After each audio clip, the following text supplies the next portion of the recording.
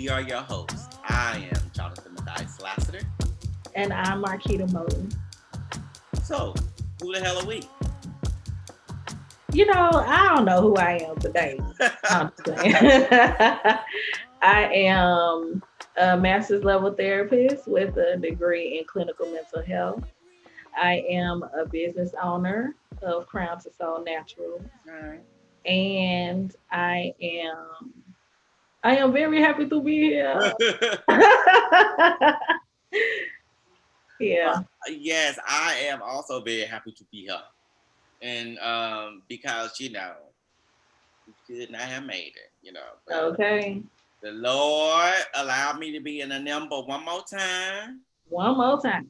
So I'm happy to be here too as well. So I am a polymath who utilizes psychology, writing, and dance to help others heal and thrive. And Hmm. yeah, that's all I'll say today. So, what we talking about, Keita? Well, last week we talked about emotional intelligence and Black relationships. And I didn't want us to just leave that hanging Mm-hmm. with the impression that we believe that Black women are naturally emotionally intelligent No, because we know that that's not the case. So right. I think it would serve us and our viewers to discuss how to develop emotional intelligence for yourself.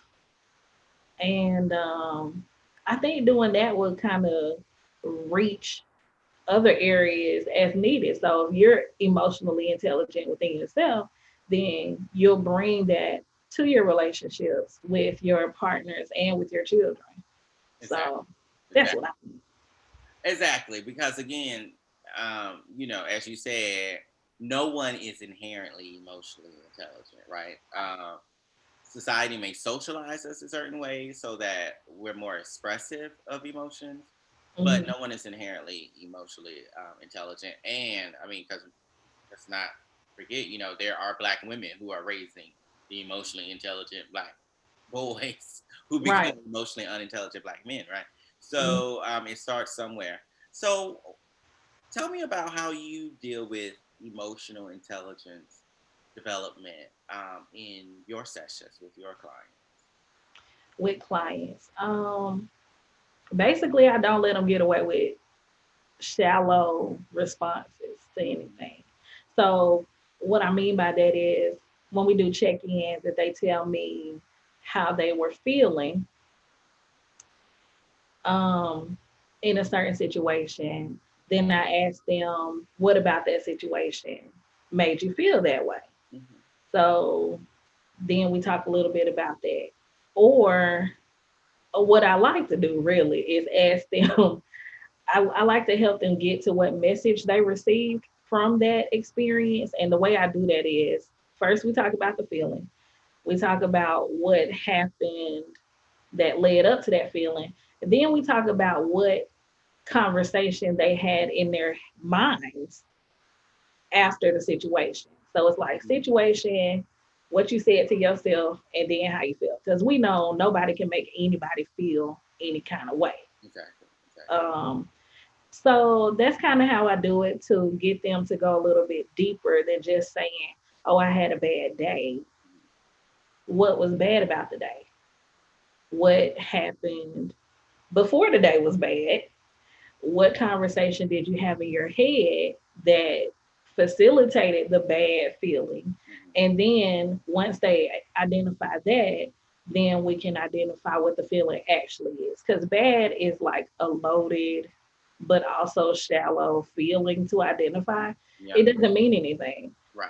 Bad could mean that you had a stomach ache. It could mean that somebody cussed you out. It could mean that someone that you love died, Mm-hmm. But saying you feel bad is not the same as saying, um, I feel sick Mm-hmm. or I feel ashamed or guilty or I'm grieving, Yeah. which are really the feelings underneath, certain things. So that's how I do it. How do you do it? No, I love that. When I hear that, I think that framework that you mentioned matches on to the whole ABC model, if you will, of cognitive therapy, right? So I hear like the antecedent, what happened before, the Mm-hmm. thought, so that would be belief, the belief or the behavior, and Yeah. then what was the emotion, right? So that's the consequence. So when I hear you talk, I'm like, oh yeah, that's that ABC framework. But yeah, I totally do that. I totally do the ABC framework. So what happened prior, what was the belief or the behavior, and then what was the emotional outcome. I do also before I get there though, I also do like emotional recognition. Mm-hmm. So just like checking in with the five senses around the emotion. So Okay. if someone's like, oh, like you said, let's use feeling bad, for example. I felt bad. Okay. So I'll do what was happening before, so on and so forth. What were you saying to, what was the conversation like in your head? But also, where are you feeling your body? Like, what does bad feel like in your body? Where was it in your body? Does it come and go? Did it stay there? Was it like a big, brick in your body? What did it feel like light? Did it feel like it would levitate you? Did it feel hot? Did it feel warm? Did it have a smell? Does it have a color? When you Hmm. close your eyes and you think about that feeling, does that feeling have a color? So I do things like that, and really try to get really detailed and granular about the emotional process. So with the idea being that they're developing these skills to be able to also be very detailed and specific about what emotions they're feeling and also shades of emotions. So oftentimes I ask clients too, like, so emotions are complex. What other feelings were there? What other feelings were there? What other feelings were there? Okay, how did they move together? Did they not move together? Did one come and cover over the other? So I ask these things about again that granular detail, but also how they interact and move with each other. Because again, it's about having that specificity, but also helping them understand that emotions are fluid and they're temporal and they come and they go and they have different qualities to them. Because if they can understand that, then they can, when we move to that emotional regulation, they'll Mm-hmm. understand that, like, oh, maybe if I just sit here, this feeling that feels hot in my body will cool down. But first, I need them to be able to recognize hot and cool. Does that make sense? Yeah, it does make sense. And it's interesting to me that you don't work with children Mm-hmm. because I think that the concrete nature of the process you use Mm. is perfect for children. Oh, okay. It is perfect. Like I've worked with a lot of children. Mm-hmm. And so, because of the way kids develop with that whole concrete mentality, giving them the ability or helping them find where certain things feel in their bodies and assigning colors and temperatures and all that kind of stuff is very helpful for children. And so, like you said about developing emotional intelligence in the next generation, I think that's a great tool that our parent viewers and listeners could use. Yeah, definitely, and like you said, for themselves, their children, and their partners, people they're in relationships with. Because, Hmm. like you said, I don't work with children. I work with people 18 and older. And again, this is light bulbs go off for them when we do these exercises. So these are not things that they know or even have language for most of the time. So it's like, wow, like I had a client the other day, like, why didn't I think of that? I said, I went to school 6 years after undergrad. So like it's okay, give yourself some grace. Like, Yeah. society society does not socialize us into being this thoughtful about our emotional processes. Society socializes us to do and not to be. And in that doing, we cover over we push aside any emotion that could get in the way of productivity. And so Yeah. I tell my clients, be kind with yourself, because they're like, why did I know this? I really wish I didn't have to go through this. This feels like work. I'm like, it is work.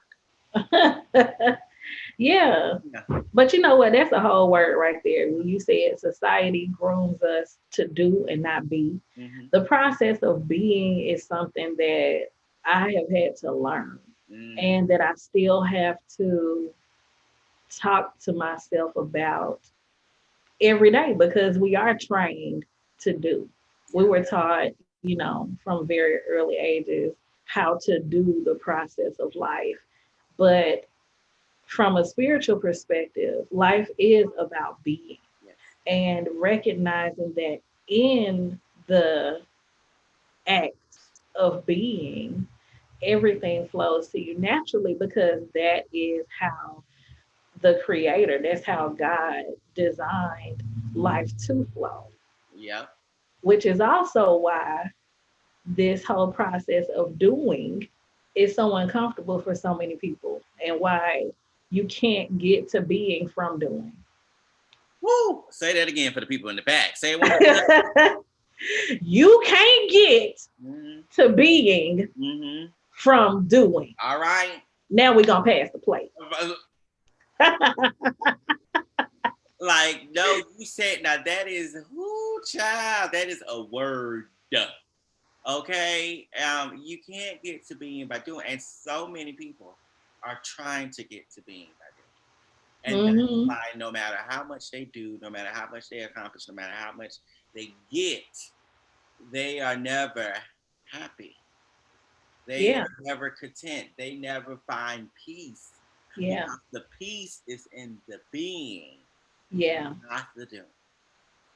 I was talking to my granddaddy the other day, and we were talking about how people in Atlanta and other cities acting like COVID ain't happening, right?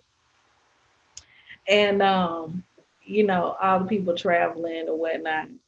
And I told him, I was like, you know what, granddaddy, for some people, it's just so hard to be with themselves. Mm.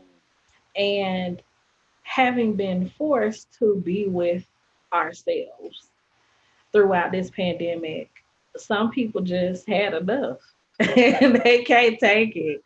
So it's just like the distraction of traveling, even though it's a risk, it's one that they're willing to take because they're not in a space where they can be with themselves yet. And can you imagine what that must be like? And I've had, as James Cleveland said, I've had my share of ups and downs. Okay. Um, but I don't know if I've ever didn't want to be with Yeah. myself. And so I to me that's a particular type of distress that I have so much like empathy for. I'm like, wow, that has to be really hard to not know how to be with yourself. My Yeah. personal issues came from how to be with others, how to feel confident in the presence of others. But being with myself was never an issue. But Mhm. you're right, but so many people have that issue. I'm mindful of the time, and we got to get on up out of here. But if we could continue this conversation about We emotion, could go on and on and but on. ever, because it really is something that, again, as a society, in Western capitalist society in general, we do not we are not explicitly taught. We do not are explicitly taught the skills. And as Black people too, we talked about this before, given our history of chattel slavery, Jim Crow, mass incarceration, all those things. Vulnerability, right, can be seen as a liability, right? Right. And emotional intelligence is about being able to recognize and allow room for both vulnerable feelings, happy feelings, sad feelings, strong feelings, all of the above, right? Yeah. Um, so the other thing I did want to touch on though was we talked about the emotions chart, and so Yeah. that's also another way to help people cultivate emotional intelligence by giving a visual representation of like happy, all these things that then if they can't articulate it, they don't know the name of that emotion, they can look at the face and say, I think I feel like this face. So Right. that's also something that I use. Yeah. And also in helping others identify what they're feeling. I also ask them what that feeling means to them. Like when they do choose one, okay, well, what do you think that means? Because we all have different ideas of what something means. And you just made me think we need to do an episode on vulnerability and what that is. Because I think people use a lot of buzzwords that they hear. They use the word vulnerability or use the term self-care, but don't really have an awareness of what those words mean from a practical perspective. So maybe we can talk about that later. I love it. But Yeah. We could, again, there's so many things to talk about. yeah. But this week, we are doing Black Markets. Hey. Hey, highlighting Black businesses. So hashtag buy Black. So what do you have for this week here? Okay, so keeping in the vein of self care, Mm-hmm. this is for my ladies. So my friend Lashandra has her own business, and it is called Sedu, SEDU, and it's an acronym for Spiritual Empowerment of the Divine You. And basically, what she does is yoni steaming and all things related to womb health. We know that it's about more than just yeast infections and hormonal imbalances for us women. It does cover those physical symptoms as well to help heal those. But also, the womb is the center of creation. If you're grieving, if you are depressed or unhappy and carrying all of those emotions, they do impact the womb. And so, what she does is help to heal the physical and spiritual and emotional symptoms associated with the creative center of a woman. Can you So, explain yoni steaming briefly? yoni steaming, yeah. Okay, so yoni is another word for vagina. And basically, a yoni steam is where you get a mixture of very specific herbs, and they are steeped in hot water or boiled. It just depends. But then you sit on a little box that has the hot herbs and water inside of it. So the steam comes up and into the vagina, into the uterus, the fallopian tubes, all of that. And basically, what you're getting is the health benefits of the vitamins and minerals that are being steamed from those herbs. Okay, good. Yes. Yeah. It's an ancient healing practice. A lot of women from the islands know about it Okay. because it was used after giving birth to help re-strengthen the pelvic floor and all that kind of stuff. Birthing babies is a lot. It's a lot. So Yoni steaming has been used for centuries and centuries to heal women from vaginal trauma and the emotional stuff that goes along with it. And not even trauma, just to ensure continued health, Wow, basically. I love it. I love it. So where can people get this yoni steam done? So this is her business card. I don't know if you can see it. Yeah. Hopefully you Okay. can. To do Lashandra Love Yoni Services. Okay, so we'll put that information in the. Yeah, we'll put it up there. But she can be found on Instagram at I am Sedu, and it's two I's. Okay. IIAMSEDU. All right, so we would definitely put that in the show description. Yeah. And she's always open to questions and all that kind of stuff. So Well, we I can love it. I love it. Support Black women. Hashtag Black women business owners. So yeah, I love it. I love it all. So do we have any resources for the people today? So my resource for the day is, oh yeah, let me just say this because of course we like to talk about stuff that we have experienced. I have steamed with Lashandra and have been for a couple of years, and it has definitely helped to decrease the length of my cycles because having PCOS, typically you have a very long cycle or you don't have a cycle at all, neither of which are healthy for women. So, all of the benefits of yoni steaming are things that I myself have experienced. And steaming with Lashandra is a spiritual and uplifting experience because she knows what she's doing and she is clearly anointed in her gift and what she's doing. So just wanted to add that. My resource for this week is a coloring book. Oh, I love it. Tell us about it. So this was actually a gift to me from my sister, who is wonderful.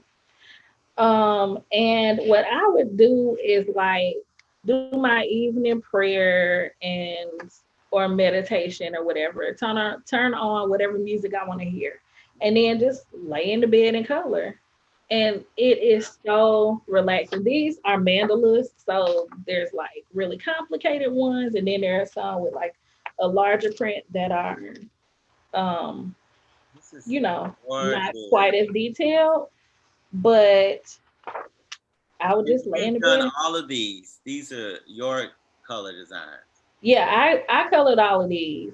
I'm Wow. not finished with the whole book, but yeah, like I haven't done this one. Okay. But here's one that's a little larger. Wow, that's amazing.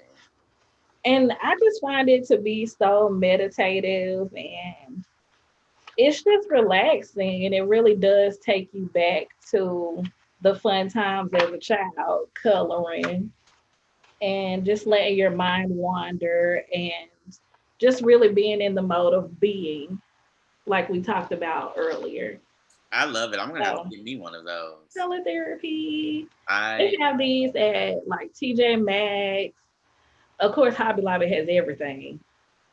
Um, I don't know. You can pretty much find them anywhere. But get you one and color. I love it. All right. Well, thank you for that. So now we're gonna do a replay. All right. So what's our replay for the folks? So the replay is delve deeper into your feelings. That's how you develop emotional intelligence. Mm-hmm. That's basically it. Go a Yep. little deeper. And the way to do that, or some ways to do that, include feeling or identifying where in your body you are experiencing that feeling, assigning certain colors to the feeling, um, being mindful of when you're doing rather than being, All right. Yes. be gentle with yourself when it comes to developing emotional intelligence. And what else? And I would say, and keep at it. Be diligent. Be Yeah, diligent because it is work. It is effort. it is definitely work. The same way that it was, you were trained. We all were trained to suppress our feelings because as children, we don't naturally suppress our feelings. Right. Through being trained that boys don't cry or sit down and be quiet or whatever it is, we are Hmm. trained into suppressing our feelings and not recognizing them. So we're retraining when we start to develop emotional intelligence, we are retraining ourselves. And so the same way it took a while for you to be trained to suppress and to ignore, it will take a while to be trained so that you can recognize and honor. So Exactly. yeah. All right. So then let's get on up out of here. That's the show for today. Thank you all for hanging out with us. So Mhm. be sure to like, subscribe, comment, and let us know what you want us to talk about. Send us your questions, topics you may want us to discuss. so on and so forth. But we look forward to hearing from you, and we'll see you next time. Yay. Bye, Keita. Bye Love you. bye.